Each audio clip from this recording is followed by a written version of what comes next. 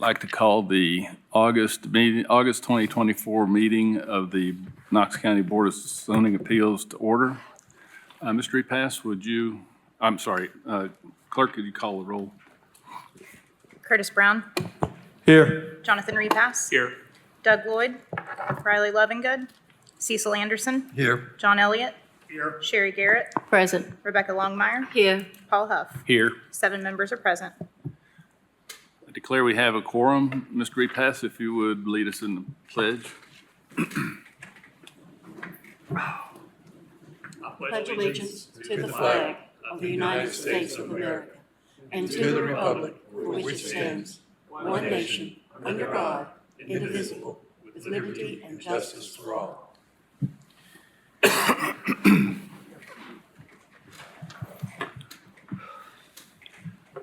Members of the Board,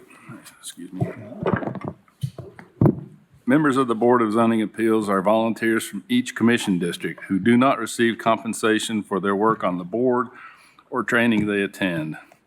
As a quasi-judicial body, we avoid ex parte communication and conduct our business in accordance with the Open Meetings Act. To my right is my vice chairman. To my left is our county law director. My other right, my second right. Far right. Well, no, far right would be Mr. Repass. We have other folks from the Knox County Codes. Steve, you want to introduce who you have? Today you have myself, Steve Elliott. We have Miranda Ward. We have from Knox Planning, Mike Reynolds. I have Bart Roundtree from our plans review for the building code side. Our voting procedure requires a simple majority of the members present. Today there are 7 members present, so it will require 4 members to approve any motion. Do I hear a motion to approve the minutes from the July meeting? So moved. Second. Motion's been made and seconded. Any opposition? All those in favor, please say aye. Aye. Any opposition? No. Very good. Hearing procedure.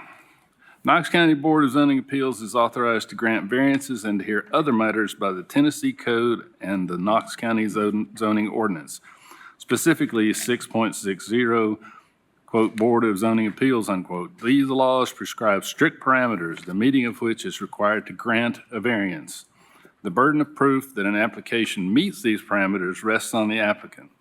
Quoting from Knox County Code of Zoning Ordinance 6.60.04, variances, quote, the purpose of the variance is to modify the strict application of the specific requirements of this ordinance in the case of exceptionally irregular, narrow, shallow, or steep lots, or other exceptional physical conditions whereby such strict application would result in practical difficulty or unnecessary hardship which would deprive an owner of the reasonable use of their land.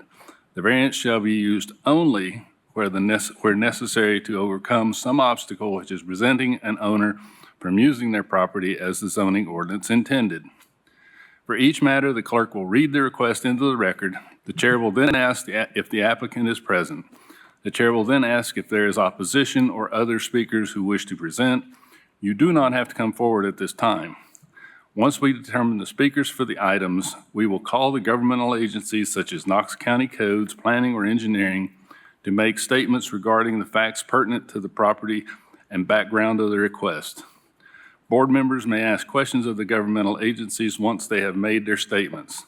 The chair will then call the applicant to come forward, state their name and address for the record, and present the evidence and reasoning supporting the granting of a variance. If there is no opposition, the applicant has 10 minutes to present their case. If there is opposition, the applicant and opposition have up to 15 minutes. After the applicant's presentation, the board members may ask questions of the applicant. The chair will then call for opposition or other parties who have up to 15 minutes to speak. This 15 minutes applies to all parties. So if there are multiple parties who wish to speak, please determine how you are going to divide your time beforehand. After the opponents present their opposition, the board members may ask questions of the opponents. Finally, there will be a discussion of the case by the board, during which time board members may ask further questions of parties that have already testified. The board will then make any determinations it deems necessary. Our bylaws allow an applicant at the initial hearing of the matter to request a deferral of 30 or 60 days without prejudice. In the event of a deferral of an application or failure to appear, any opponents may be heard on the record at a meeting where the application they oppose appears on the agenda. Mr. Law Director, would you please swear in anyone who wishes to speak? Yes, sir. If you're here to speak to this commission on any item on the agenda, either for or against, please stand and raise your right hand. Oh, shit. Do you solemnly swear or affirm testimony you're about to give be the truth, the whole truth, and nothing but the truth, so help you God? Be seated, please. Are there any changes or corrections to the agenda? There is not any today. Very good.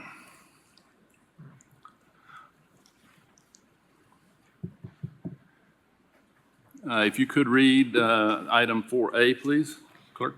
4A is a request of Gloria Chambers for waiver of rear periphery boundary from 35 feet to 5 feet. The property is located at 6924 Wyndham Point, CLT map 078, group PH, parcel 032. Property is zoned PR in the 6th Commission District. Is the applicant present? Is there any opposition?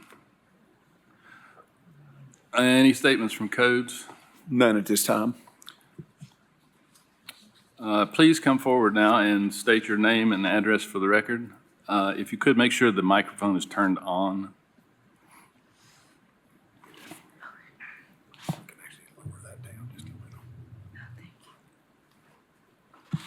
My name is Gloria Chambers, and the address is 6924 Wyndham Point Lane, Knoxville, Tennessee, 37931.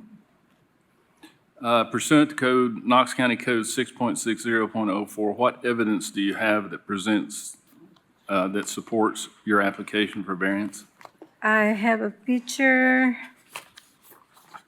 of my right and the left.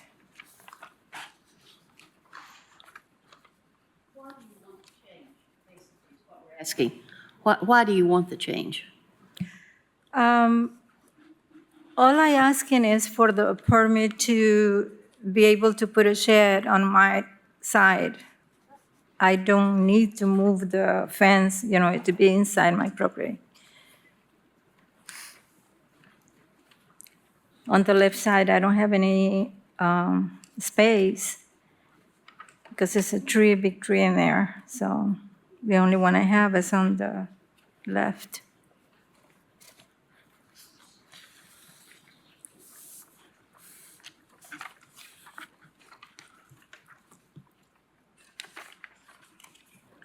Mr. Chair. Go ahead. Ms. Ma'am, Longman. does the HOA have any comments about the shed? No, I spoke to them and they said they didn't even know that I need permit for the You might mention shed. that you've got one on each side of you also. Yes, on the left side, I got the second house or third house. There is 2 sheds in there and right exactly where I want to put mine. And on the right side, I have another one in the same place, so I don't know. Do you want to see the pictures?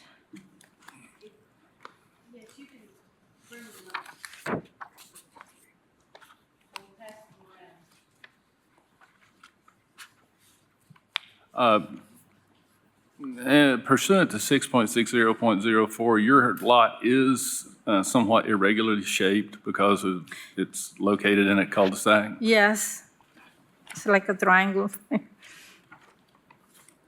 And codes, the 5-foot setback that they're asking for on the rear property line for an accessory structure, is that, does that meet the rear yard setback for an accessory structure? It would, unless it's controlled by the periphery, which it is in this situation. So it would meet the rear yard setback on the internal lots, but this lot, since it's controlled by periphery, it has to meet that 35 feet. And the side setback of 5 feet also meets for an accessory structure? That's correct, yes. In this picture I'm looking at here, I don't know if you can see it. There's two fences and a lot that's, There is 2 sheds there. is the lot you're asking about, is it, which one of these lots on this picture is it? The one that have the red fence? Reddish fence? Do you have any sheds on your lot at all? No, I don't. Okay, so it's the ones without the shed. Yes.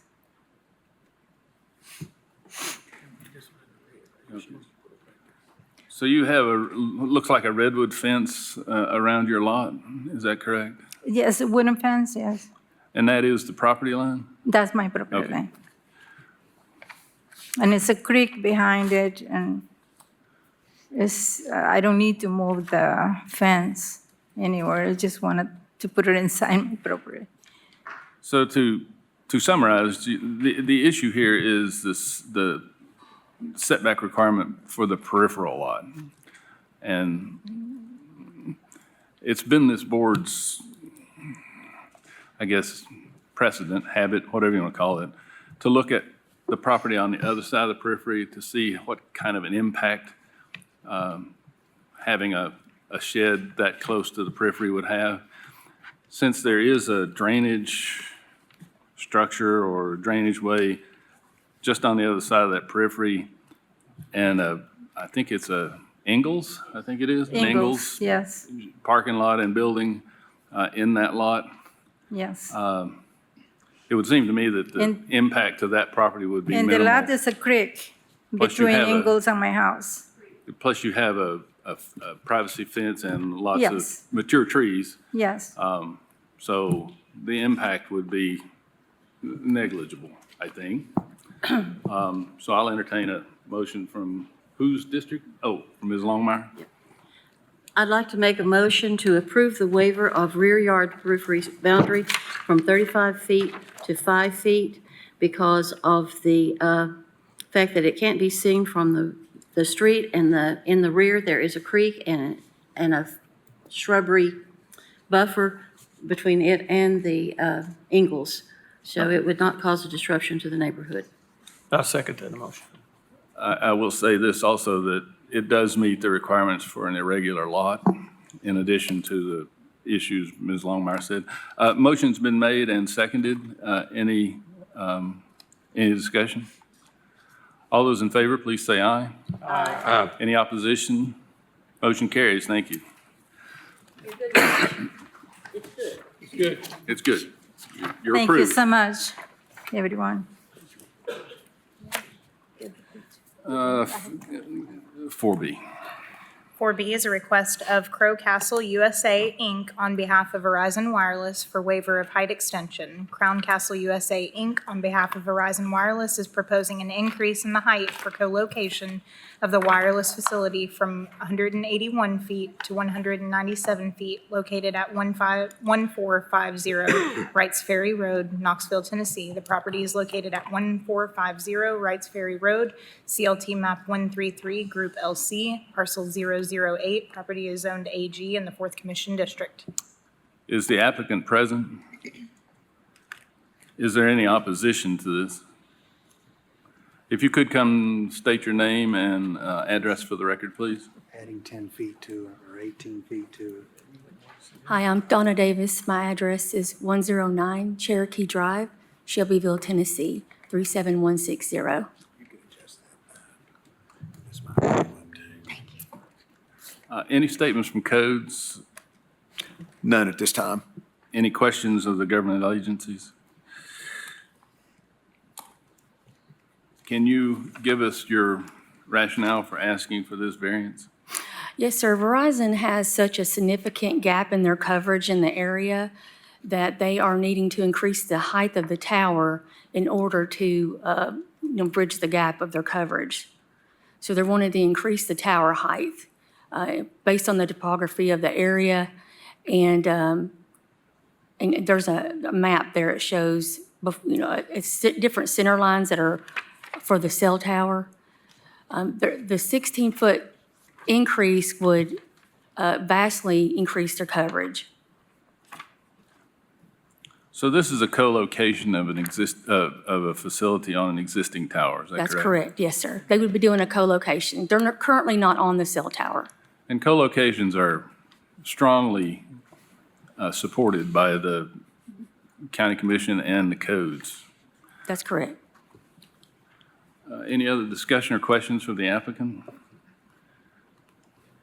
I just want to say that based on the math, that there are two criteria that we had to look at, we have to look at. One is the percentage of the tower height that this would be increased, and it's like 8.3%, so it's less than 10, Correct. which is good. And you're asking to increase the height 16 feet, Correct. which I think technically means that you can't possibly locate the new antennas more than 20 feet higher than the existing antennas. So those two criteria being met, federal law says that if it meets the requirements of the code, we have to, we don't have a choice but to approve it. That being said, I will entertain a motion. I'm not sure. Then I will make a motion. I'll make a motion that we approve the variance for a height increase in co-location because the applicant cannot be accommodated at the site at the current height to increase the coverage for the area. And it meets all of the two criteria in And the meets, code. and meets the two criteria for the less than 10%. Motion's been made. Is there a second? Second. Motion's been made and seconded. Any discussion? All those in favor, please say aye. Aye. Any opposition? It's approved. Thank you. Thank you. 4C is a request of Kayla and Connor Klein for waiver of periphery boundary from 25 feet to 5 feet. The property is located at 3270 Labette Road, CLT 091, Group FB, Parcel 001. Property is zoned PR in the 6th Commission District. Excuse me, is the applicant present? Is there any opposition? Any statements from codes? None at this time. If you could please state your name and address for the record, please. Hi, Kayla Klein, address is 3270 Lobetty Road, Knoxville, Tennessee, 37931. Okay, if you could give us your rationale for asking for the variance. Yes, so we are located on a corner lot right on the new portion of Shad Road and Lobetty. You'll see on the KGIS map there, which that requires a 25-foot setback from the side on Shad, and then also from the back property. Basically, if we had to follow that, you'll also see that there's an easement for a utility easement through the middle of our property. So unfortunately, if we had to follow those, that would make us place the shed basically in the middle of our property.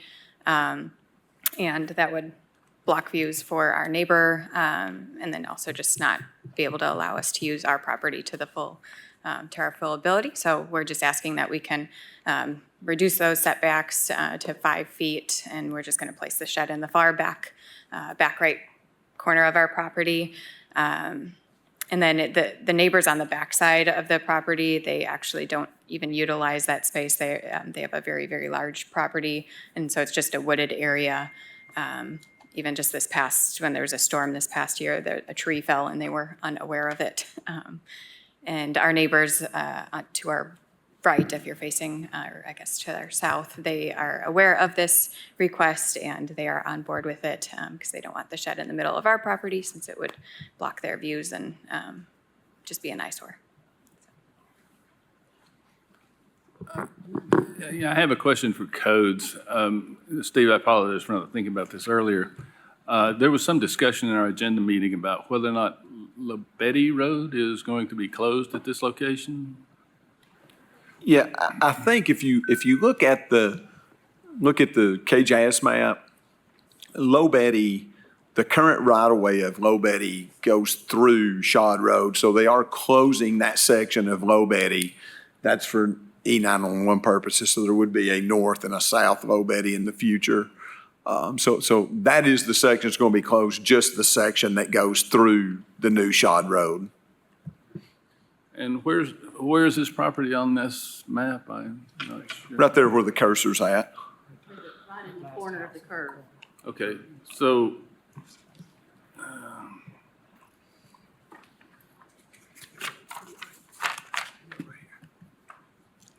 so it's going to be back here. Okay. So the issue is the peripheral setback and the front yard setback, I guess, for lack of a better determination. Is that correct, Steve? I'm sorry, The issue is the peripheral setback and the front yard setback off of Low Betty Road, is that correct? that's correct, yes. And the map that is provided here, let's see, with the yellow outline of the shed and the, I guess, red distances from the property line, I guess the appropriate setbacks are shown as a dotted line. Is that based on that? Yes. Right. Yep. And you're saying there's no place between, if you moved it up towards the utility easement, you couldn't get it to fit? As far as our measurements, there's also the dotted lines that go through the middle of the property. That's a utility easement, and we don't want to be placing a shed on top of that in case of, as far as we're aware, the utility easement is, they're able to come in and tear that up at any point. So we don't want to be close to that just for fear that they might have to move or do something with the shed. And then also the other purpose was to make sure that we're not blocking the view of our neighbors on that side for this picture. Because if we placed it really any far forward, it would really be blocking the view of the hillside for Matt and Bethany next to us. Very well. This is Commission 6, this is yours, I believe, John. Yeah. Did I hear you say that the large property behind you had no issue as far as you knew? Correct. They honestly don't use the property at all. It's overgrown and they don't know what's going on back there. Like I said, they had a tree fall this past, I think it was this past spring, and they didn't know about it. They were like, oh, okay. Right. Thank you. Anybody care to make a motion or? Sure, I'll be happy to. I would like to make a motion to approve the waiver of the peripheral boundary from 35 feet to 5 feet. So the property can be used to its fullest and so it won't affect the views and the sight line of the other houses on Low Betty Road. I second it. And I will add that the site is irregular, it is narrow, and this is not, it's not contrary to public interest. Motion's been made and seconded. All those in favor, please say aye. Aye. Any opposition? Motion carries. Thank you very much. Thank you. I think we're going to have to come back early. Yes, please. 4D is a request of Russell Ammons for waiver of rear yard setback from 25 feet to 12 feet. The property is located at 7102 Central Avenue Pike, CLT map 57, parcel 104. Property is zoned RB in the 7th Commission District. Is the applicant present? Is there any opposition to this? Any statement from codes on this? None at this time. Coach, do you know who owns that power line right of way? I believe that's a TVA power line easement. Is that correct? Yeah. Oh, I'm sorry, it's on the drawing. Thank you. Okay, if you could give us your name and address for the record. Sure. Excuse me. Russell Ammons, 9436 Naff Road, Haskell, Tennessee, 37754. Can you give us your rationale for asking for the variance? Yes, sir. So when I bought the property, there was a single wide on it years and years and years ago, and it's zoned RB. I want to put a affordable two-story duplex on it, but because the overhead setback, it limits the rear. So I had a surveyor come out, look at it, and he said, you need to at least go to 12 because he told me I could put a 20 by 28 on it or something. So I can't build on it if I do not have the change of the rear setback.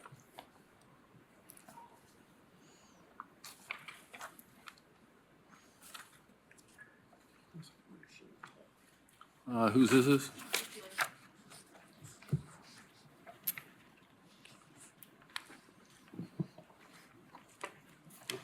To the right of that line, you can't see, that's I-75 if you're looking at Central Avenue. Yeah, there you go.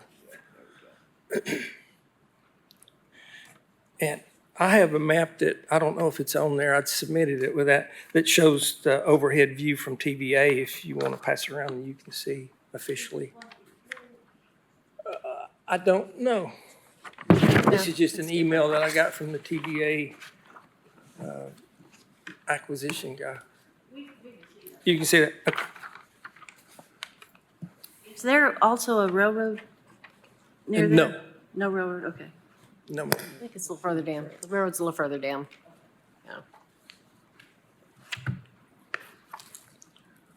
Yeah. I'll state for the record that that right-of-way in the past, we have considered rights-of-way to be exceptional physical features. So that checks one of the boxes in the criteria. Sherry, did you have anything? Yeah, I think I'm going to go ahead and make a motion that we approve this waiver of rear yard setback from 25 feet to 12 feet due to the TVA overhead power line easement of 75 feet from center line. Any second? Second. Motion's been made and seconded. Any discussion? Hearing none, all those in favor, please say aye. Aye. Any opposition? Motion carries. Thank you, Commissioner.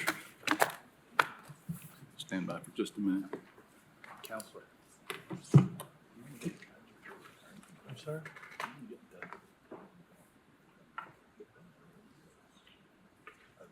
I'm still missing. Yeah. What if we do, we'll take a short break. Yeah. 4E. 4E is a request of Dale Roten for waiver to extend the current CA zoning line up to 100 feet. The property is located at 101 Henry Hayes Road, CLT map 137, parcel 284.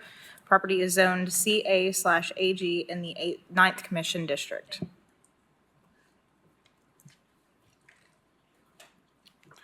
Is the applicant present? Is there any opposition to this? Anything from codes on this? Nothing. None. If you could, please state your name and address for the record. Yes, my name is Dale Roten, 4315 French Road, Knoxville 37920. And I'm requesting this 100 feet, up to 100 feet out of the boundary line setback. The property is on Chapman Highway, at the corner of Chapman Highway and Henry Haynes. And all that property on the front is zone commercial. I don't know why the rear never got that way, but it's really steep on the front. There's no way you can build on. There was 3 lots at one time, now it's 1, but the steepness of the slope is very, very steep. And it has to be utilized to go back further on that lot line. Like I said, it's on the corner of Chapman Highway and Henry Haynes, so I don't know why it's never been developed. It's just grown up and has to be cleared off, but that's why I request this to put a property back where it belongs, off the slope. Can you enlighten us to what you plan to build there? Well, actually, there's 2 or 3 things. It's all on feasibility. I've got this through contract on due diligence from Dan Scott, an attorney in Seymour, who's had it for years. I don't know how he got it. It hasn't been used for 30 years or something. None of this property has. So it's actually, it's not on sewer line now. I'm doing that option of how much it's going to take for sewer, what it can be used as that point. So that maybe a restaurant, but I don't know. It depends on the sewer. It has the perk test. It's got to come back more even for the perk test if you don't do the sewer line. So, I mean, regardless of what the feasibility is, you've got to have it moved back to do anything at this point. It's an acre and a half there on the highway, so it needs to be used for something nice, but you certainly can't do it the way this was laid out on this CA property now. Well, this is in the 9th district, which is mine. No opposition to this, so we are certainly allowed by code, by ordinance, to extend the commercial zone up to 100 feet. And I can tell you why it was not, the whole lot wasn't. This is one of those swath zonings that was done back when the finger annexation was done to Knox County back in the 70s or 80s, I guess. So that's how that happened. Okay. I will make a motion to approve this. Is there a second? I'll second. Based on. Based on the fact that there is no opposition and it is within the authority of the board to grant up to 100 feet of extension of commercial zones. Motion's been made and seconded. Any opposition? Hearing none. All those in favor, please say aye. Aye. All opposed? Motion carries. Thank you very much. Thank you. On to 4F. 4F is a request of Melissa Bowden for waiver of rear periphery boundary from 35 feet to 17 feet. The property is located at 10711 Riviera Way, CLT map 153, Group EJ, parcel 019. Property is zoned PR in the 5th Commission District.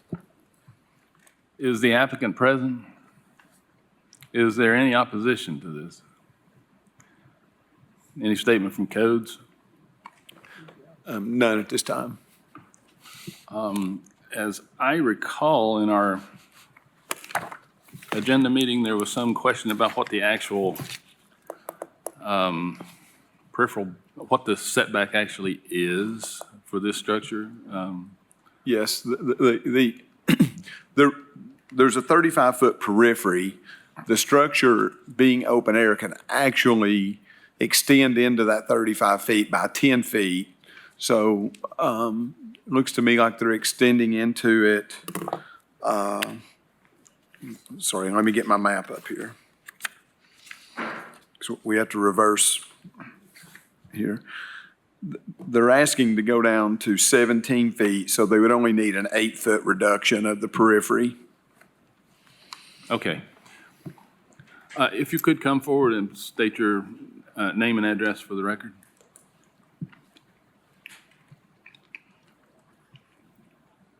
My name is Mandy Henry. I'm here to represent Melissa Bowden and Deep Roots Home Improvement. The property address is 10711 Riviera Way, 37922. And your rationale for requesting the applicant? The homeowner would like to have her existing patio covered. The patio is original to when the house was built, and the patio is roughly 18 by 18. She wants it covered so that she can be back there to enjoy it from the sun and heat. The roof that we would build would help kind of shield that and make that patio in the backyard useful. You are not enclosing this, is that correct? Correct. No walls, It will right? only be a porch, just a covered porch. Whose is this?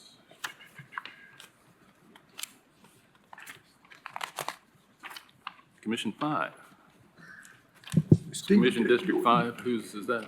what did you say that the setback was as far as original? I'm sorry, go ahead.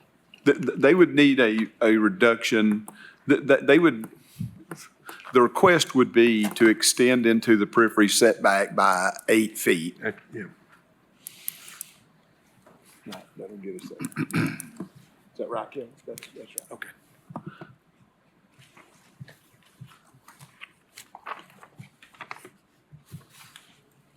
Any other discussion? Any questions? Mr. Chairman, I'd like to make a motion that we approve the waiver of the periphery boundary setback 8 feet. And since it's not going to be a enclosed structure. Second. Motion's been made and seconded, and I will add that, based on what I see, this lot looks like it's pretty shallow. So it does check that box in the criteria for being eligible for consideration for variance. Motion's been made and seconded. Any discussion? All those in favor, please say aye. Aye. Any opposition? Motion carries. Thank you. 4G is a request of Tony West for waiver of front yard setback from 35 feet to 12 feet and to allow swimming pool to be in the front yard. Property is located at 7642 Dupree Road, CLT map 137, Group IA, parcel 017. Property is zoned PR in the 9th Commission District. Is the applicant present? Yes. Is there any opposition to this? If you could, I'm sorry, any statement from codes? None at this time. If you could come state your name and address for the record. Yes, my name is Tony West, 7642 Dupree Road, Knoxville, 37920. And could you state Well, the way that my yard is, it has that it's 2 front yards, okay? Well, I can't do anything with the 35-foot setback, and I don't really consider that a front yard. That's really a side yard. I don't have a door and I have no windows, so I really don't consider that a front yard. The way it is now, it's really a hardship for myself because I have all this property that I bought a corner lot, not realizing all the problems I was going to have. Thinking that I wanted a corner lot so I could do something like what I wanted to do with this small, very small pool. But then I realized that I have this huge setback and also front yard that's really a side yard. So that's why I'm looking to get that changed. I reached out to my HOA board. They have absolutely no problem with my plan, that they want to see the final plan once I get this approved. But they did tell me that this was going to be where I was going to have to spend my time to get it to go through. As far as the HOA, there's really no problem. And because of the way we want to put the pool, and it's a very small pool, the one I'm looking at, so it's like 7.5 foot wide, only 18 foot long. I don't want landscaping. I don't do yard work and stuff like that. So I just really want something for my own use only and for basically my exercise. So that's why I was looking to get this changed so I can do so, to be able to use my property. I have a question for codes. Bring that drawing back up if you could. Looking at the area just vertically above where the deck is, there's a 15-foot yard rear setback. Could that pool extend into that setback? I didn't look at the topography, but yes, the zoning ordinance would allow it to be located there. And I wanted to explain something about accessory structures, which a pool is an accessory use in the PR zone, use the RA setbacks. So the RA requires a front yard setback of 35 feet. The PR zone only requires a setback of 20 feet, but the ordinance never accounted for a situation like this. And the RA rear yard setback would be 5 feet, so they would only have to be 5 feet off that rear yard if it were to be relocated behind the house. The only problem that I'm concerned about that, I have a screened-in sunroom that is, 10 by 12. I wouldn't even have pursued this if I thought I had room back there. But the way the line looks, it doesn't look correct here. My neighbors already put trees back there that looks like their property. Unless I own more than what I've been made aware of, I don't own that much property back there. There's not that much room when I stand at my sun porch and look, because that's what I was talking, to Jake about, is that if this doesn't get approved, I can't even see my very small pool fitting back there. So I don't know if there's something, maybe I own more property than I thought I did, but they did plant trees. They have at least, I think, 2 back there that they've planted. So if I think I hear what you're saying is you don't think your side yard's 100 feet long? The backyard, No, the rear. The side on the. No, bring it back up. The side opposite of the pool. The side opposite of where the pool's shown, that rear, or that side yard shows 100.69 feet. You don't think it's that deep? I'm talking about where the deck is. Right. Yeah. But you don't think you have that much room between the deck and your rear property line? No, I don't. With the way the property line looks to be and where my neighbor and I have always assumed, and they've done planted trees. If you did have enough room, could you or would you put the pool back there? Absolutely. But then I worry about the tree. That's the only thing. Can I make a suggestion? Yes. Perhaps have a surveyor verify where your rear yard line is, and if somebody's planted trees on your side of the line, you're more than justified to remove them or have them remove them so that you can build your pool. So then I couldn't even consider the side where I'm currently looking for? I think it's been our habit to make sure that there's no other place you could put Okay. it. Okay. Before we say, yeah, we're going to give you a variance to put it in the side front yard. So if you could, I would entertain a request to To have defer it. this for 30 days and come back if you think you can get it surveyed by then to determine where that line is. I'm sorry? Yeah, you could do it for 30 or 60 days, either one. If you want to come back in a month or 2 months, that will be fine. Okay. I hate that you have to come back, but we really do need to. Yes, I agree. I didn't realize that until I sat into the meeting, before this, when you mentioned that. I was like, we're talking, my boyfriend and I, it's like, no, we don't have any room back there, so. It looks like I do. Okay. If you do 60, it would be in October. If you do 30, it would be in September. It seems like a fairly cut and dried case. It's fairly new subdivision, I guess. Yeah, I've been there 6 years. 2018, my house was built. So I'm the the original property owner. pins may still be there, or I don't know, but it shouldn't be difficult for a surveyor to establish that line. Okay. So do you want to request a 30-day or 60? 30-day, 30 definitely. days? Yeah, sooner the better. I'll make a motion that we defer this item for 30 days. Is there a second? Second. Any discussion? All those in favor, please say aye. Aye. All those opposed? Motion carries. Thank you. We'll see you in a month. Thank you. You're welcome. 4H is a request of John Treffert for waiver to allow accessory building to be located between the principal structure and the street. The property is located at 8522 Reed Road, CLT map 037, parcel 031. Property is zoned AG in the 7th Commission District. Is the applicant present? Is there any opposition to this? Excuse me, anything from codes? None at this time. I'm sure we're going to have some to add once we get going, but nothing now. If you could please come state your name and address for the record.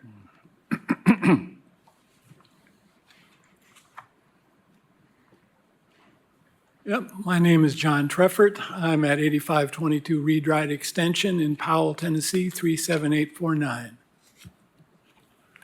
If you could, please give us the rationale for your request for a waiver. Well, it's detailed in my document there. In March 29th of last year, our home was destroyed by fire. Essentially, nothing left.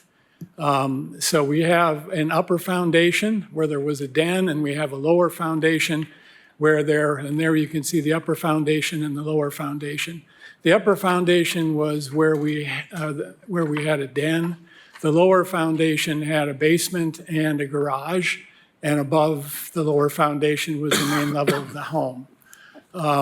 We were severely underinsured and did not have the funds to rebuild to the level of the original home. It was 1970-ish vintage. We've been there about 20 years.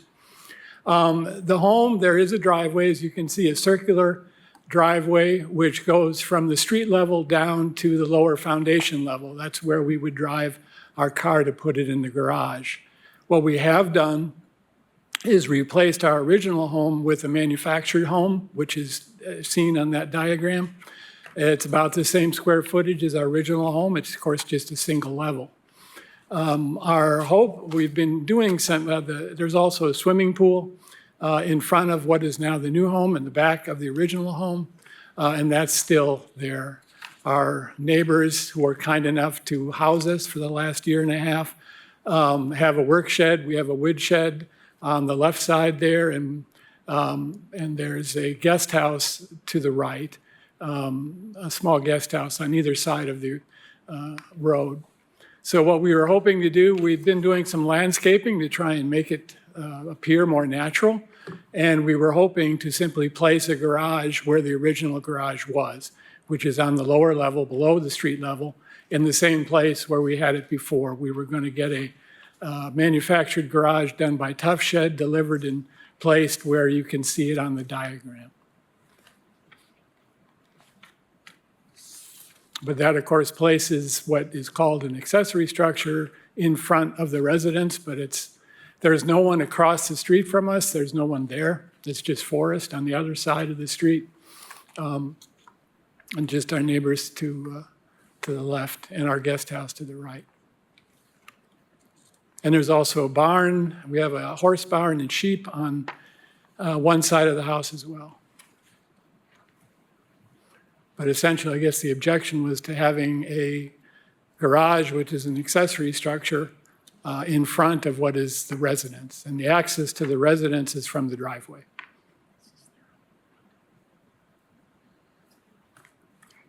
So basically, we're just going to try to repurpose the existing bare foundation. This is the 7th District. Whose is that? Sherry?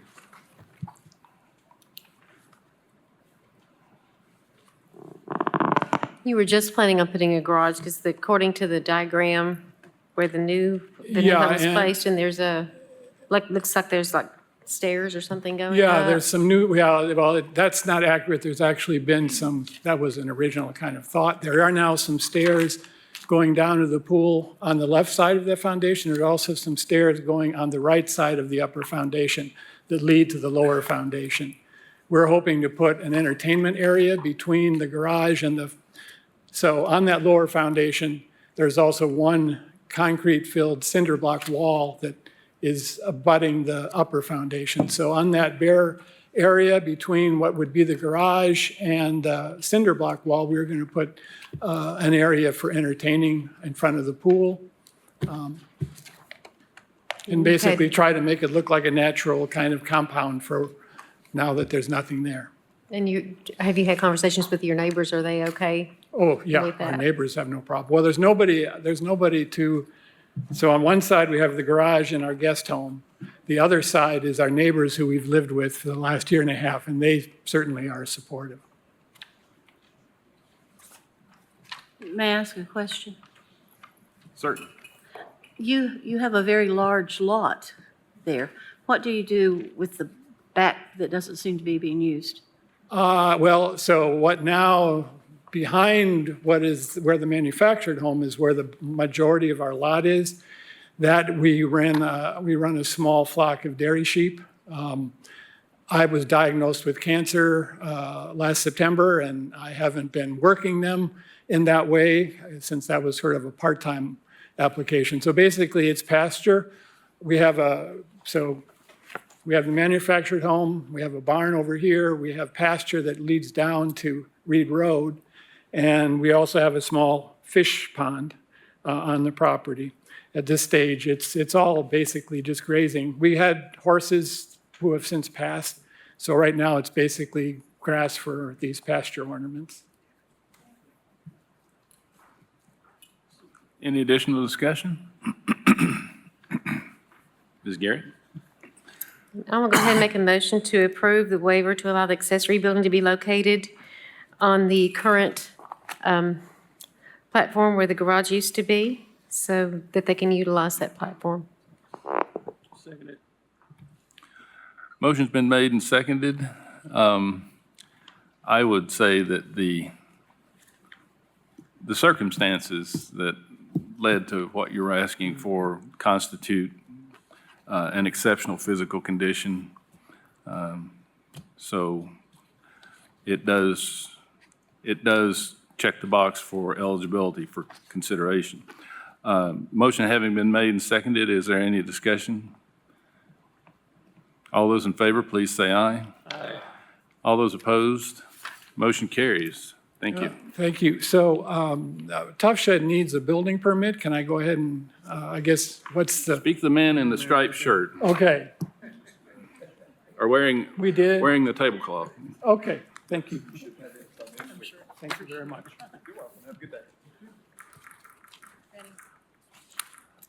Before we go,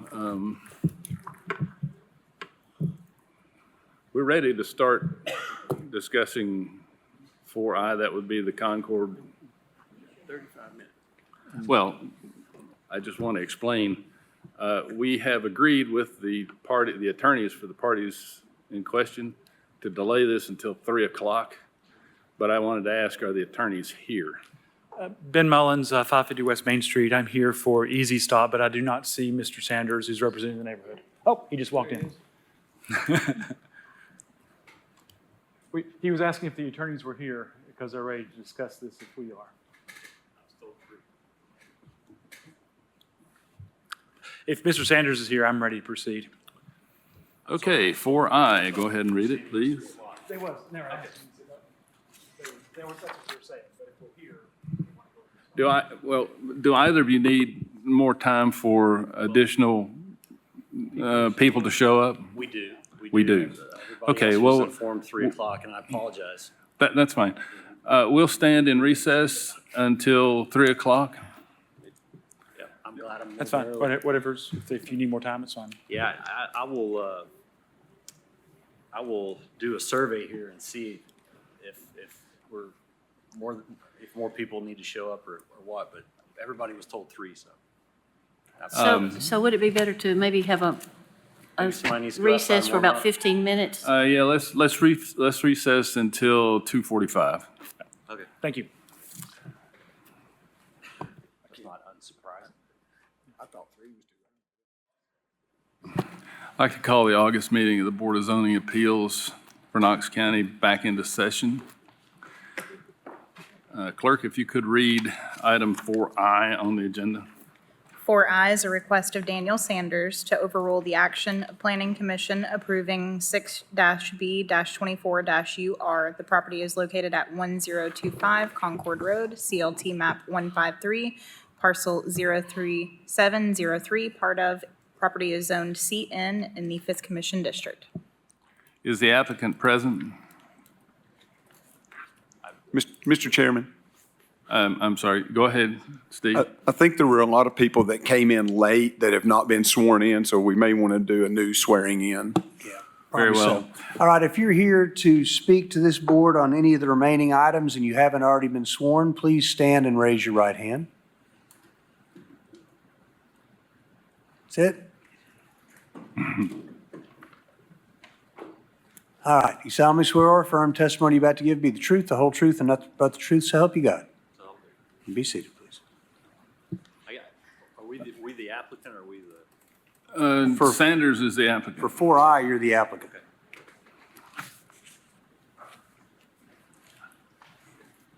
I'm sorry, did I ask if there was opposition? Yes, there is opposition. I'm sorry. Very well. Coach, do you have any opening statements? We do not. Okay, very well. If you could please state your name and address for the record. Good afternoon, members of the board. My name is Daniel Sanders. My address is 920 Volunteer Landing, Knoxville, Tennessee, 37915. Do we have 15 minutes? You have 15 minutes. 15 minutes, okay. Correct. And I'm not going to take all of that time. We do have a couple of other speakers, but we should be able to get that done in 15 minutes. Very well. Thank you. Good afternoon. As I said, Daniel Sanders. I represent the Old Concord Neighborhood Association along with several individual property owners in the area. I'll focus on the legal standards that empower the board to impose conditions on the property, and then the clear violation of the size limitation in the CN Neighborhood Commercial Zoning District.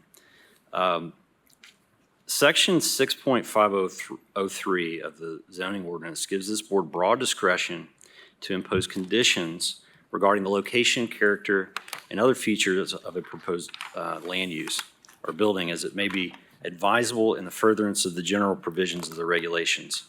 The boundaries on your authority to impose conditions are that they must be consistent with the ordinance and rational. A decision that need only be fairly debatable to be rational.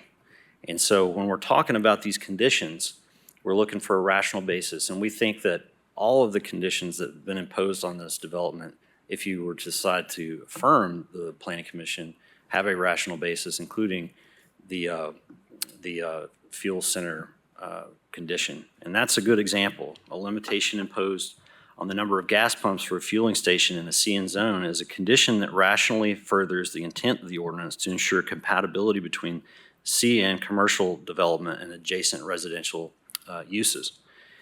Because there are other fueling stations in or near Concord, and roughly a half of the neighborhood lives on the other side of Turkey Creek, only a fraction of the 5,000 Concord residents would utilize this proposed fueling station. Planning Commission's recommendation that the applicant admits that this fueling station is designed to intercept part of the 15,000 daily vehicle trips on Concord Road. Much of the traffic on Concord Road is passing between the commercial center at I-40 and the residential area along North Shore Drive, both of which are outside of the Concord neighborhood.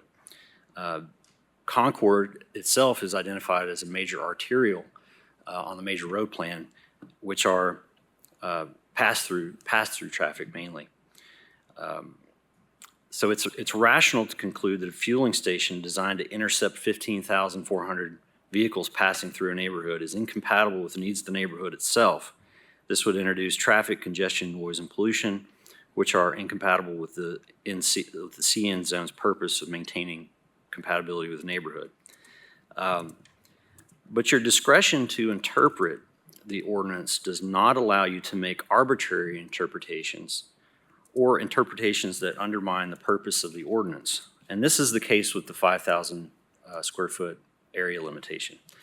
The Knox County zoning ordinance explicitly limits the floor area of any building in the CN zoning district to 5,000 square feet. This regulation does two things. It establishes a building size as a key factor in determining compatibility with adjacent residential uses. It also sets a maximum size limitation that is designed to prevent the construction of large buildings that would be incompatible with the adjacent residential uses. This regulation does not, and I repeat, does not prohibit this board from imposing a condition that would further limit the size of a building in appropriate circumstances where there's a rational basis for your decision. So this proposed development exceeds the limit because the building itself is over 7,000 square feet in size. Under the zoning ordinance, a building is defined as any structure or part thereof built for the support, shelter, or enclosure of persons or things, which has a roof and enclosing walls for at least 50% of its perimeter. The ordinance defines structure as a combination of materials to form a construction that is safe and stable for use, occupancy, or ornamentation, whether installed on, above, or below the surface of the land or water. The proposed structure in this case must be considered as one building for the purpose of size limitations because it forms a construction, it has a roof, and it has enclosing walls for 100% of its area, of its perimeter. The argument that an internal fire separation converts the overall oversized structure, in this case, into multiple compliant buildings is unsupported by the ordinance's clear language. Internal fire separations have no bearing on the compatibility between the commercial uses and adjacent residential uses. So importing a definition from the IBC is inappropriate because the zoning ordinance does not incorporate those definitions from the building code. Additionally, the IBC definitions are intended to govern an area limitations under the IBC itself, not the zoning ordinance. So adopting the applicant's interpretation would undermine the intent of the ordinance, and case law in this state is clear that your discretion does not extend to that purpose. Finally, I would say not only is the building oversized, the ordinance actually prohibits buildings being greater than 5,000 square feet or individual commercial establishments being over 5,000 square feet. And the definition of building also includes sheds and open sheds. And it would be our contention here today that even if you were to consider these separate commercial establishments, which I don't think is appropriate, it's an or, not an and, the convenience store where you'll have a counter that accepts payment for the fuel station should be included with the open shed that covers the fuel pumps themselves, so that, that area is not being included here. We think that it should be, and it places either the building or that commercial establishment outside of the 5,000 square foot limit. And we would ask that you overturn the Planning Commission's decision and approve our appeal and send this back to Planning Commission if the applicant so desires.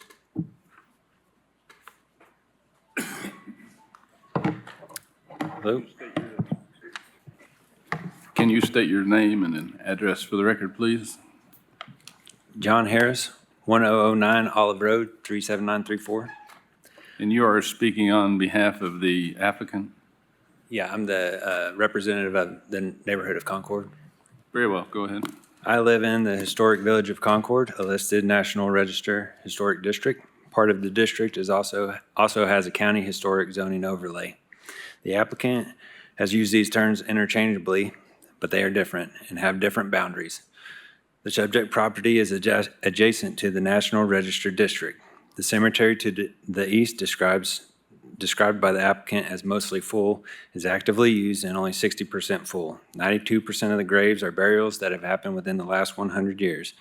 Families can be seen regularly putting flowers on graves and laying their loved ones to rest. The village's historic character comes from the details found in the placement and scale of our buildings, narrow streets, and mature landscaping. Knox Heritage has written a letter that was submitted urging further assessment of the impact for this development. The idea that a single neighborhood intense commercial use can be mitigated to fit within the context of a community is acceptable. However, this is not a single intense commercial use. It is three separate uses on review. All of them are intense. Staff recommended 14 conditions for this development compared to the normal 4 to 6 range. We assert that this proposal is much more appropriate next to an interstate instead of a neighborhood. The ordinance refers to the individual building or commercial establishment. The pump area is part of that single commercial establishment, and that includes the convenience store and the fueling pumps. You dispense the fuel under the canopy. Sometimes you pay under the canopy. Sometimes you walk inside to pay. Both the employees are responsible for both areas. A good analogy is to look at a Sonic restaurant. There are a lot of spaces where customers park and place their order from the car and pay at the car and consume food in the car. Those drive-in spaces are part of the commercial establishment, even though they are not part of the building. This convenience store with the fueling station is a single commercial establishment, which is, by the way, exactly how the zoning code refers to it. a convenience store with or without a fueling station. That would put this commercial establishment well over 5,000 square feet. We submitted a handout number 2. The best way to understand the commercial zone is to read the general description for the intent. The intent is for locating limited retail services and uses in a manner convenient to and yet not disruptive to the established residential neighborhood. Development should be compatible with the character of the adjacent neighborhood. In this case, that is historic Village of Concord. The scale of our buildings defines our historic neighborhood, and that scale is small. Most homes have a footprint under 2,000 square feet.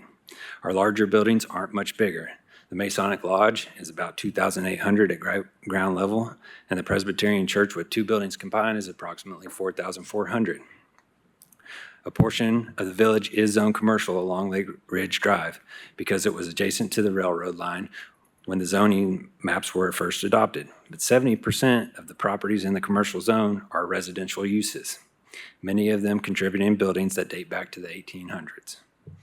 The only commercial uses are a small dance studio, a research lab, an art gallery, and an air conditioning contractor office. We sent you pictures of their style, scaling, and massing. All of the commercial uses are similar of massing and size to our residential neighborhood.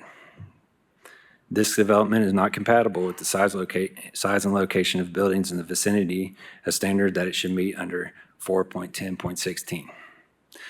We don't have drive-throughs in our commercial area. The nearest drive-through is 2 to 3 miles away, located along Kingston Pike or Westland and Pellissippi. The intent of this development is not to bring additional traffic.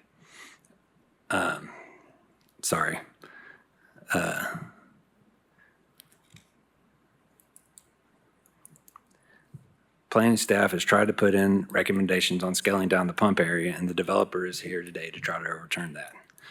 The neighborhood has collected over 1,000 signatures of their immediate neighbors that don't want this oversized and intense use development.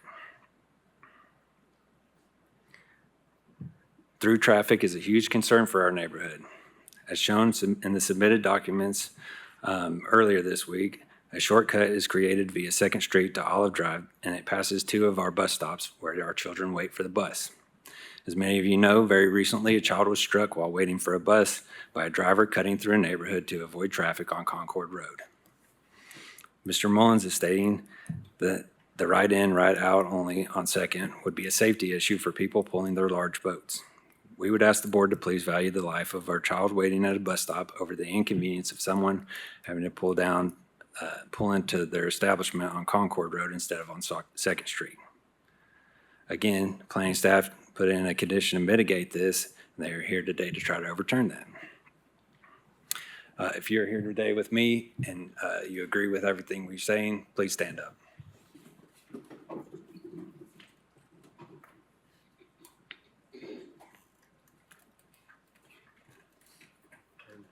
I'm last. How much time is left, Mr. Chairman?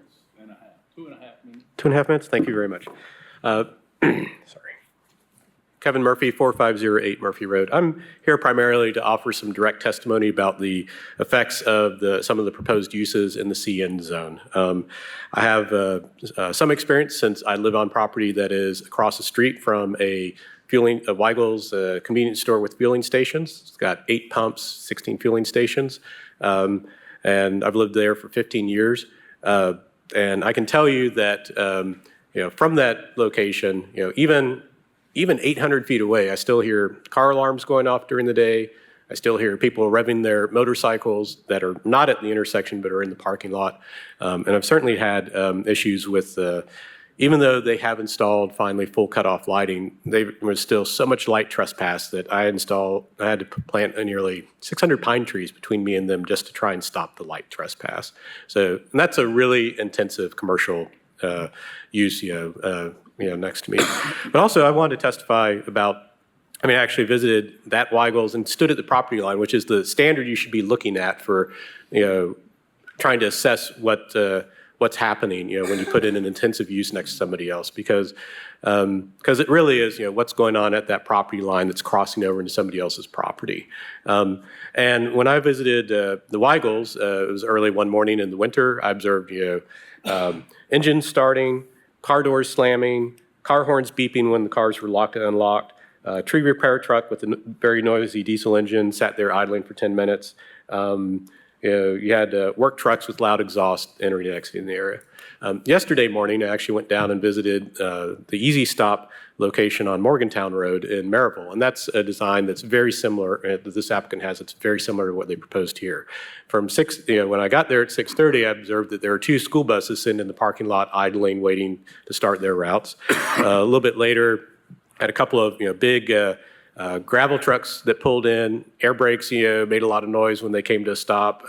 One of them sat at a fuel pump for about 20 minutes idling. You had a couple of food delivery trucks showed up at 7 o'clock in the morning. One pulled up along the backside of it, so on the line that would be adjacent to the cemetery in this case, and for this site. Those are all some of the noises, and then also even the drive-through, just cars parked next to the drive-through, that noise really amplifies, reflects off the walls. And one thing that I noticed that was particularly interesting, somebody had their phone piped through their stereo of their car, and you could hear their conversation a long ways away. They had their driver's window open, parked waiting for their food, and you could hear it a few hundred feet away. Thank you very much. That's the limit of the applicant's time. At this point, we will hear from the opposition. You have 15 minutes combined. Thank you, Chairman Huff, members of the board. My name is Ben Mullins. I'm an attorney at the law firm of France, McConnell, and Seymour, and I'm here for Mr. Hunt and Easy Stop, who was the original applicant that obtained the use on review approval before the Planning Commission back in July of this year. Planning staff recommended approval of this use on review subject to 14 conditions. Planning Commission recommended approval. They modified one of the conditions relating to the hours of operation to allow it to be open at 5 o'clock instead of 6 o'clock, and modified one of the conditions that you don't have to have a raised island to prevent left turns, but there still will be signage for no left turns from Second Drive into the neighborhood. But they recommended approval subject to those conditions. And we are here asking that you follow Planning Commission's recommendation with the one exception that's subject to 4J that we will get to later. I know I have limited time. I do not intend to waive any of the issues. I've submitted written correspondence, but if there's anything that I cannot address that the board has questions about, please give me an opportunity to ask me questions about it so we can make sure all that gets into the record. The opposition has raised several issues, but I guess the primary issue is the definition of building and that legal interpretation. And you've heard their opinion that the definition of building pursuant to 5.38 is incompatible with what has been submitted here and what was approved, and that's not the case. The definition of building is no individual building or commercial establishment shall have a floor area exceeding 5,000 square feet. That's it. There's no other definition within the zoning, within the neighborhood commercial zoning ordinance. Notably with that, the definition of floor area is not defined by the zoning ordinance. So when you're looking at how do you determine what the floor area is, that is up to the building codes who administer the zoning ordinance, and that's where we get into the definition of the International Building Code. They have adopted the 2018 International Building Code, which section 5.3.1 of the 2018 International Building Code says, for the purposes of determining area limitations, which is what we're looking at, is what constitutes that 5,000 square feet. Each portion of a building separated by one or more firewalls complying with section 706 shall be considered a separate building. So that's what they are governed when they are looking at this issue. And I've given examples of other approvals that have happened in the past where you've had a building in the neighborhood commercial zone that may have a common wall, may have a shared roof, but has been considered a separate building and have been approved as such. The Johnson Road Convenience Center has not been built, but it was approved under that very same structure.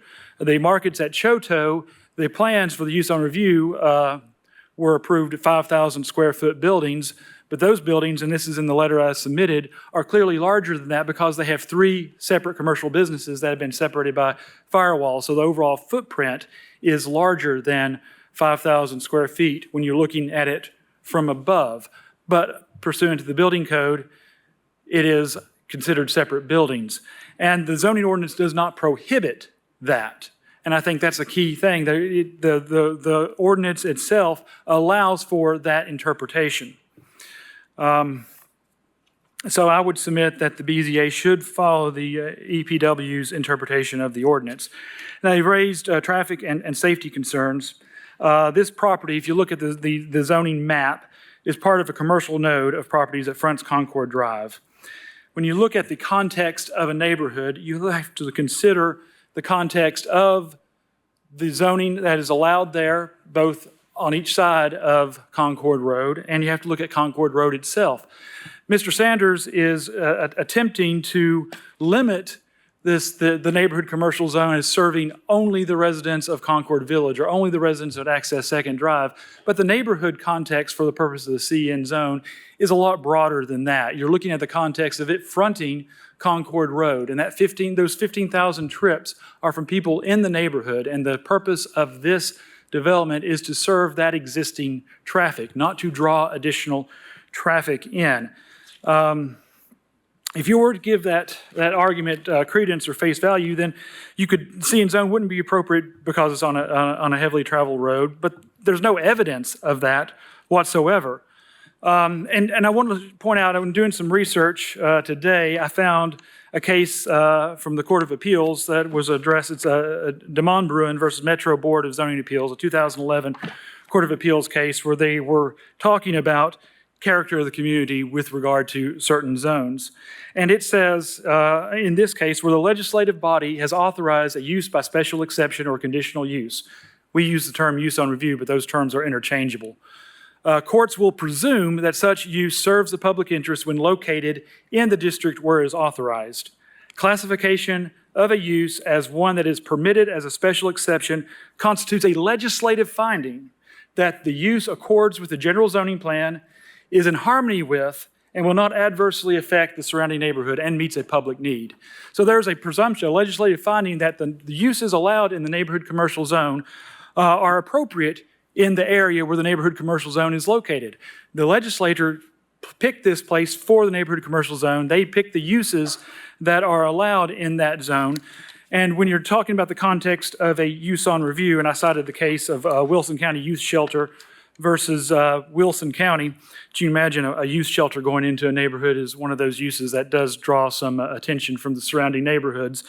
That court, the Court of Appeals in that case, explained the use on review process to mean that an applicant for such a use cannot obtain the necessary permits to proceed with the plans without going through the process outlined in the zoning ordinance.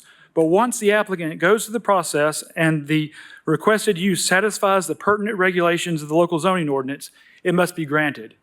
Which brings me to another point that I need to really make. We need to look at existing standards. You're looking at the standards of the zoning ordinance, not some general idea of what the intent of the zoning ordinance must be. Some of the cases on that, McAllen versus City of Memphis says, while local bodies have broad discretion in land use matters, it must be exercised within existing conditions. Going back to my Demonbraun case, it says a county planning board is without power to deny a special use permit on grounds not expressly stated in the zoning ordinance, and it must employ the specific statutory criteria when relevant. And then it goes on to repeat what I said, it must act within existing standards and guidelines. Finally, it wraps up this train of thought when it says that if an applicant satisfies all the criteria set out in the zoning ordinance, the BZA must grant the permit. To do so otherwise would vest the BZA with the ability to enact and amend zoning laws, a power not vested with the Board of Zoning Appeals, but with the county or municipality's legislative body. And why is that important? When we're looking at some of the other complaints that the opponents have raised, such as lighting, we have submitted a very detailed photometric study that there's not going to be any light pollution, that it's going to be along the property line that's adjacent to the cemetery. It's going to be, most places is 0.1 foot candles at that line. There's a couple of spots where it's 0.2 or 0.3. But when you get to the closest residential neighborhood, which I believe is Ms. Bolden there. Can't hardly read that. Yeah, the lot 1412, that's over 300 feet from where the parking lot edge is for the development. And our photometric shows that the foot candles at that location are 0. And there are specific standards for lighting in the zoning ordinance, section 4.1.10, and they have not presented any evidence other than speculations or fears that, this light might be worse. I don't know about Mr. Murphy's project. That's a different project altogether. We're talking about what we have in front of this board today. So they don't cite any legal authority or any standards that why the light pollution might be inappropriate, other than they're afraid that it might be bad. And I know those concerns are sincere. I'm not trying to discount that at all. But sincere beliefs without being supported by evidence can't form the basis of a denial. I mean, there's stacks of case law, starting with Sexton versus Anderson County, going more recently to 411 Partnership versus Knox County, which was a very similar circumstance where use on review for a shopping center was denied based upon speculations and concerns, and the Court of Appeals ultimately overturned that decision. So because our plan meets the regulations with regard to lighting, it should be granted. Same thing with noise. I've submitted a white paper, and the drive-through that we are having is regulated by an automatic voice control. It regulates the sound. It can adjust the sound based upon the conditions to where the noise is not going to be anything over than 15 decibels over ambient noise. 15 decibels is a very low conversation or even a whisper. They've not presented any evidence contrary to that. They just say, we're afraid that you're going to be able to hear the noise from the drive-through. Again, the regulations that we are meeting were the regulations that the county just went through a very involved process with local stakeholders to identify more specific standards with regard to drive-through speakers in commercial areas adjacent to residential properties. And we have submitted a plan that complies with that standard. Again, unless there's another standard in place where they can show how we don't meet that standard, then the application must be granted. Something additional about the noise, Mr. Murphy talks about vehicular noise, and whatever commercial entity goes in there is going to have vehicular noise. You're right next to a major arterial street with 15,000 cars per day. We can't insulate the neighborhood from vehicular noise. If another developer comes along after us and develops this property instead of us, that property is going to have vehicular noise as well. But that's not a reason to deny this application for that fact alone. I understand there's a lot of community opposition to this, and I've been in meetings with them. I've been at the Masonic Lounge and met with, seemed like there was a couple hundred there that night. At least it felt like it by the end of the night. And I know their concerns are sincere, but they have to have some material evidence to base those concerns on. Some reason why we're not meeting the regulations that planning staff, professional planning staff, and engineering public works has said that we met. Going back to the Wilson County case, the Court of Appeals wrapped up that point by saying it's not an administrative body's purpose to conduct a referendum on public attitudes relative to an application. You have to base it upon the standards that are existing.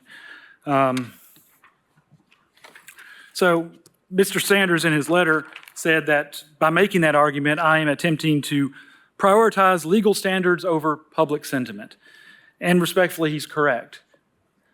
Legal standards are in place per McAllen versus City of Memphis, per Mullins versus the City of Knoxville, which was a case where they said the commercial entity, the commercial development wasn't compatible with the neighborhood, and the Court of Appeals looked at the zoning map and said there's other commercial zones here, so commercial property is appropriate in the context of this neighborhood. Sexton versus Anderson County, which is a landfill case, that's another one that gets a lot of attention from people. Again, speculations, concerns, fears of aesthetic nature, however sincere, can't form the basis of a denial. Per countless other cases, yes, we have to prioritize the existing standards over legal standards over public sentiment. Property values was mentioned. I don't want to get into that too much. There's not been any evidence that the property values will fall relative to this development, other than their concerns or fears that it will. But if you look at section 4.10.17 of the zoning ordinance, it says that in order to deny something because of property values, it has to be demonstrated that the development will not significantly injure the value of property, of adjacent property. And that's their burden. That's not our burden. We can't prove a negative. If they are afraid of property values, they have to come up with some evidence as to why this will affect their property value, not that it may affect their property value, and it significantly affect. I did submit, looking just at the Weigels there on North Shore and Shoto, I did look at that, some property around there, and tell you the property values in that area has just gone up exponentially, as has Mr. Murphy's property. It's continued to go up in value, at least per the tax records, despite his complaints as well. Some of the comments, again, the redundancy, we don't need a gas station here. That was addressed in the case of 411 Partnership, the shopping center case, where one of the things they argued was, we don't need another shopping center in North Knoxville. And they said that you have not presented any evidence of an urban planner saying whether something is or isn't needed, and we're not going to consider that as material evidence. I think I have 1 minute. This is adjacent to an historical district. I understand there is an archaeological study that's one of the conditions to make sure there's no graves there. We intend to comply with that, but there's no standards just because it's adjacent to a historic district that it somehow changes the context of what the existing standards we need to look at in this case. With that, I would ask that you follow the staff's recommendation and approve this. Thank you.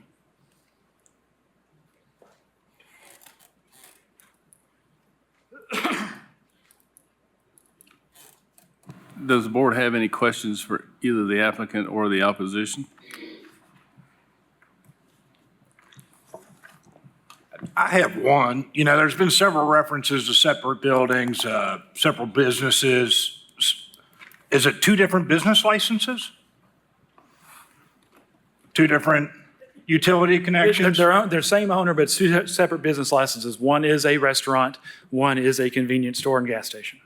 Two separate utility connections, two separate sets of books? I don't know about the utility connections when you run a utility too, but like any development that has multiple businesses on it, however the utilities need to be run, it would be connected that way, but it is separate business licenses. If I may respond to that, just 30 seconds.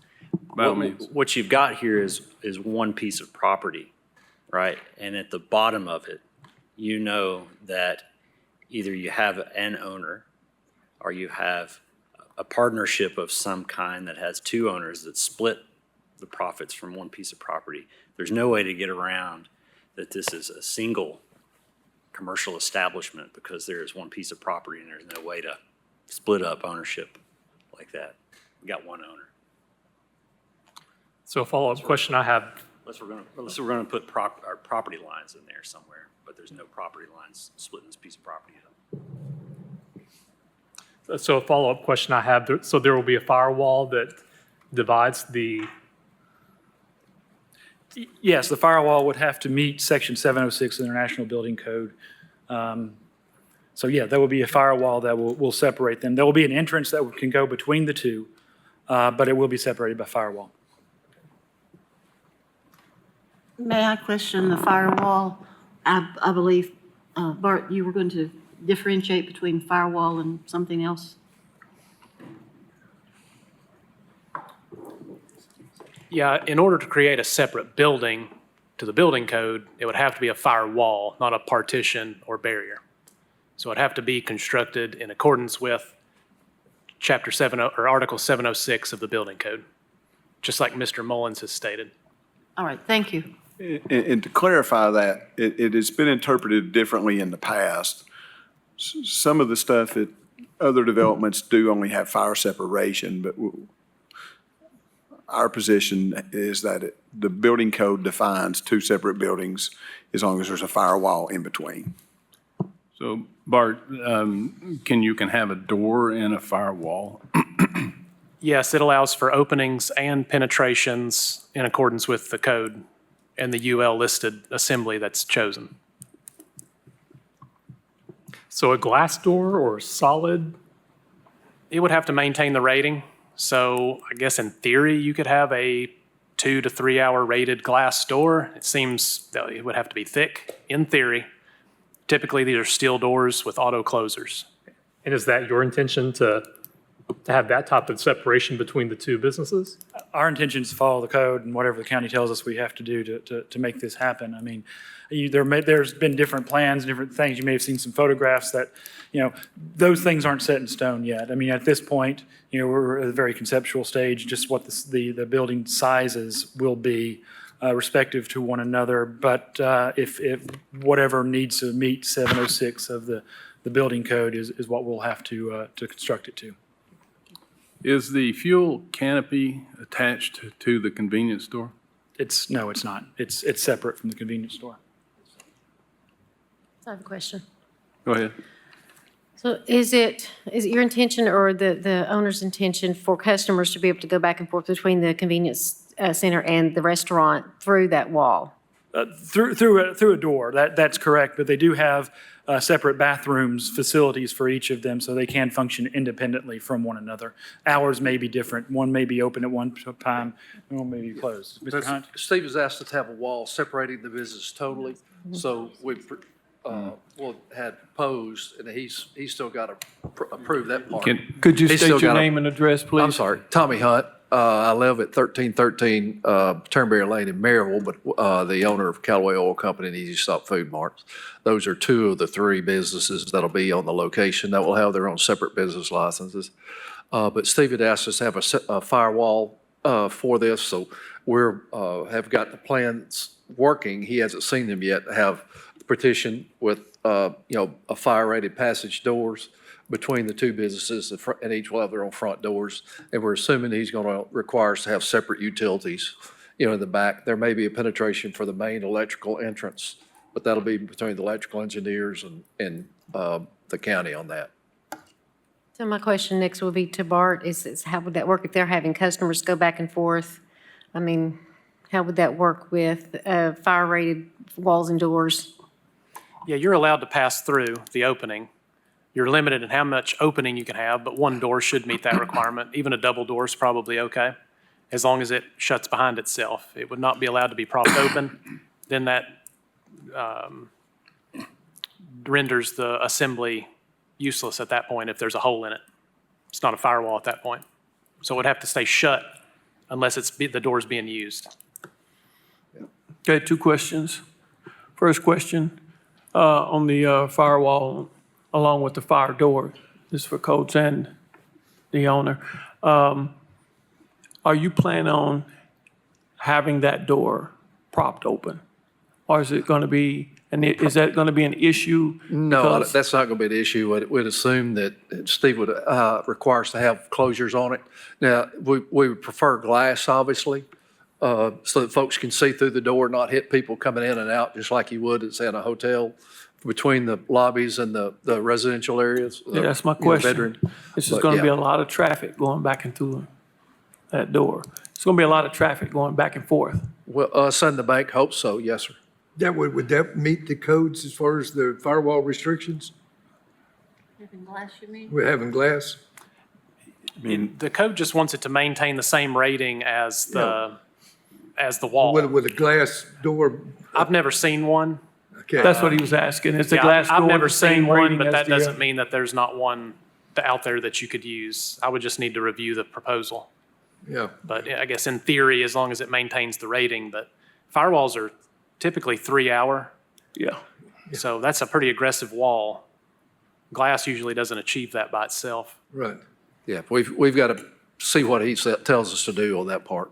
Second question, is this going to be separate pay? They're not ordering over on the restaurant side and paying over on the gas side and vice versa?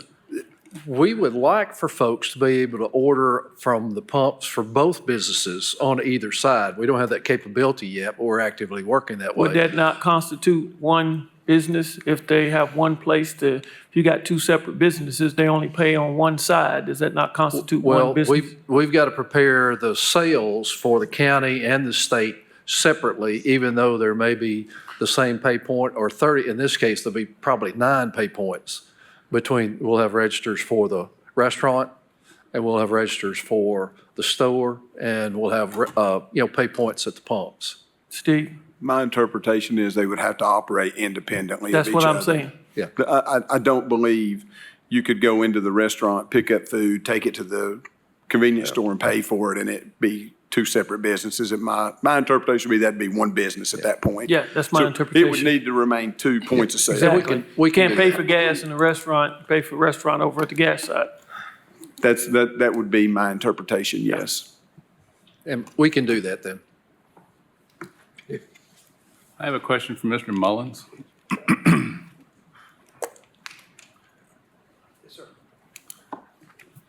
You pointed out that we are, essentially, I'm paraphrasing, we're to follow the law. That's correct. Do you not agree that 5.38.01 of the zoning ordinance CN neighborhood commercial zones is part of the law? I would agree that's one of that is part of the zoning ordinance. That's correct. So where it says the commercial zone district is intended to provide for the recurring shopping and personal needs of nearby residential areas, development should be compatible with the character of the adjacent neighborhood, that's not part of the law? Yes, that is, and that's where I go back to the case law that says there's a legislative finding that the use is in accord with the and compatible with the neighborhood based upon the legislature's decision to put this use in this zone. As a use on review. That's correct, a use on review. Which I believe means that it has to be reviewed in context with the character and compatibility of the existing neighborhood. Now, it needs to be reviewed in context with the specific standards that are in place. And when you look at what the residential neighborhood is, a residential neighborhood includes the traffic that it serves on Concord. That same paragraph goes on to say development performance standards are provided to maximize compatibility between commercial uses and adjacent residential uses. That is by definition, a standard, which, based on the opposition to this development, I'm not sure how a rational person could say that it does that. Development standards and performance standards are the specific standards that we're talking about regarding, the definition of building, the definition of floor area, which is not in the zoning ordinance, the definition as to what is allowed as far as the noise ordinance and the light ordinance and those. So when you're looking at those existing standards, if we meet those standards, then we meet this intent that a use on review would be appropriate. I have a question, ma'am. Go ahead. This is for Mr. Hunt. I have a question for you, sir. I'm sorry. Mr. Sanders, did you want to follow up on what was just said? I would. Can you hold off, Ms. Longman? Sure. Chairman Huff, you are correct that all of that is part of the code, and you may rely on that to make a decision. But I would direct you to the procedures for approving or denying uses permitted on review. And while the DeMombrin case is out of Nashville, and it interpreted the general law and the Nashville zoning ordinance, and generally I would agree that a use being included as a use permitted on review, as a theory, might be a legislative determination that it's appropriate in that zone. But the Knox County zoning ordinance is different from the Nashville zoning ordinance. In section 6.5006, the procedures for authorizing uses permitted on review seem to upend that general principle of the law and provide that, specifically, whereas a use may be appropriate in one location and inappropriate in another location in the same zoning district, this board can approve or deny based on its findings, right? It's not saying that because we've put this as a use permitted on review and it meets, they provided plans and they think it's compatible that you have to approve. You guys can say this is, whereas it may be appropriate in this location and it may not be appropriate in this location, you can deny it based on that fact alone. And so the DeMombrin case, which, I might add, I emailed to Mr. Moyer this afternoon, and I don't know, it contains general principles that would guide your approval. That principle with respect to the legislative determination is something that they're talking about in Nashville, and our zoning ordinance provides something different.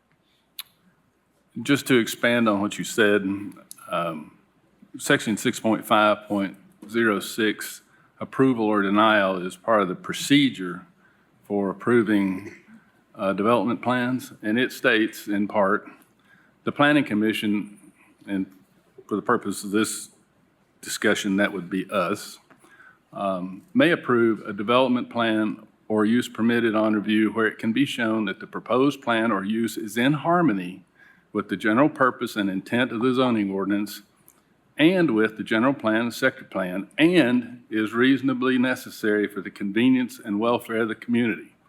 The Planning Commission may deny a development plan or use permitted on review where the above cannot be shown or where it can be shown that the approval would have an adverse impact on the character of the neighborhood in which the site is located. Based on the preponderance of evidence that's been submitted to this board, I would submit that it is not compatible with the neighborhood. Chairman, Go ahead.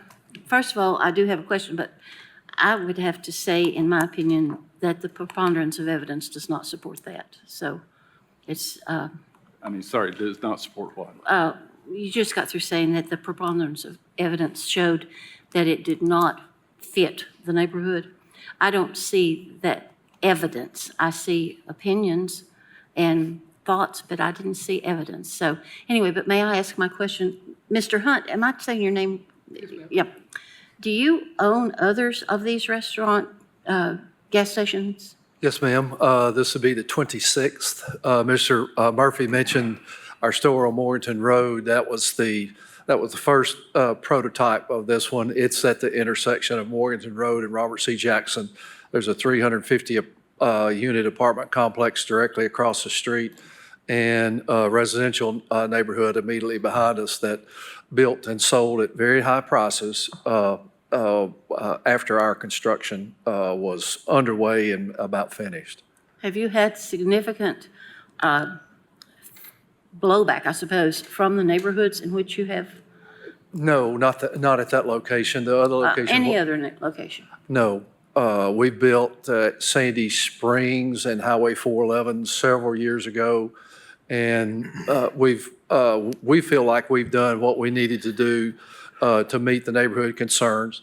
There'll be a 25-foot vegetation barrier. The existing trees that, if you walk out to the cemetery and try to look through, you couldn't see the homeless guy that was in there living 10 feet in. It's that thick, and we're not going to disturb 25 feet of that. The lighting plan requires us, and like Mr. Murphy said, he's got some that are shining right at him.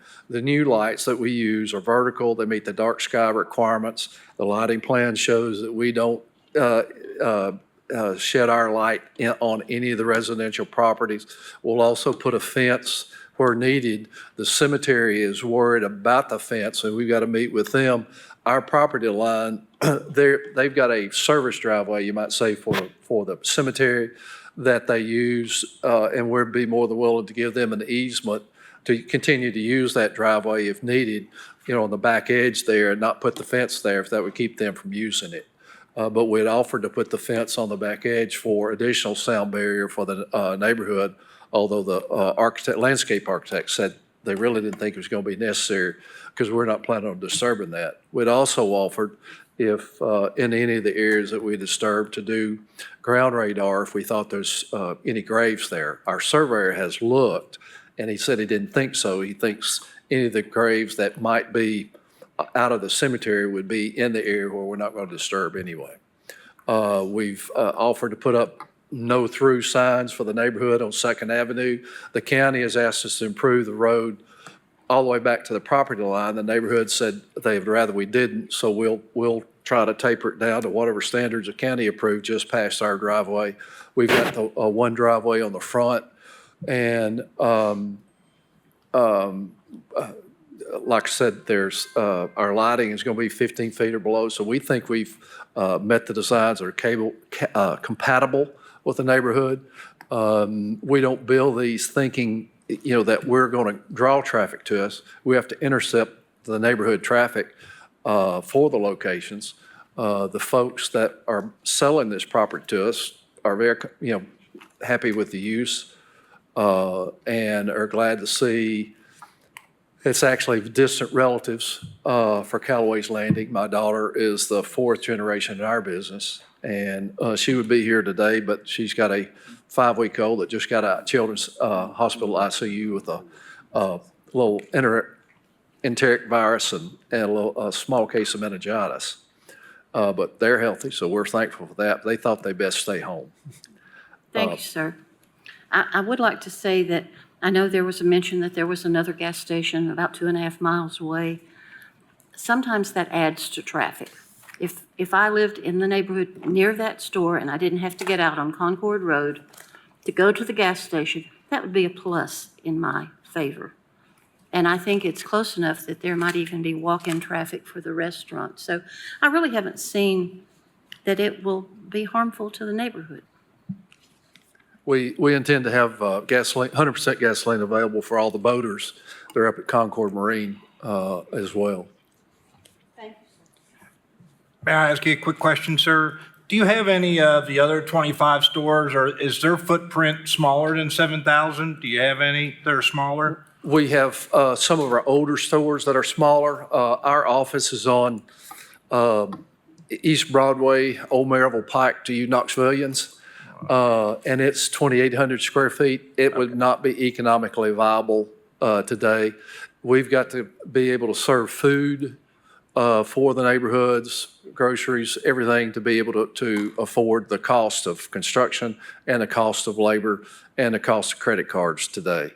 So almost everyone is building, any new stores, 5,600 to 7,500 or larger stores. Thank you. I do have another question. I know very often businesses are supportive of neighborhood organizations and do philanthropic things. What do you all do? Anything? Say that again, Ms. Lamar. You know how some companies may support a ball team or some companies may donate to a certain thing? Our focus is education since I lived with a teacher for 42 years. So we give grants each year to the local schools. We're giving food to Edgemont Elementary. This exact same store is built at exit 432 in Newport, and Edgemont Elementary is behind that. And I talked with the school principal today. We're fixing breakfast for the teachers October 14th. We're fixing breakfast for 90 Maryville Middle School kids that are meeting for a prayer breakfast September 10th. And we also give, obviously, to the United Way and other food drives as well for Bullock County. And United Way Gas Day is October 14th, and we've got 8 locations that would be participating. And we would expect if United Way wants this location in Knox County for Gas Day, we'd be more than willing to have them participate in it. We've been giving the education grants since 1992, and we give away $34,000 a year to schools just for that one program alone. Thank you. And school banners or field banners or stuff, we're glad to buy for the athletic association of the school gyms as well. We've built at Corrigan with a larger building, not this design, but 6,000 square feet. And we took the school $500 before we were open, and they said one of our other competitors who had been there 20 years had never given them a free drink. Sherry, I'll recognize you Hi. first and then see. I just pretty much had a comment about this. I still can't get past the no individual building or commercial establishment shall have a floor area exceeding 5,000 square feet.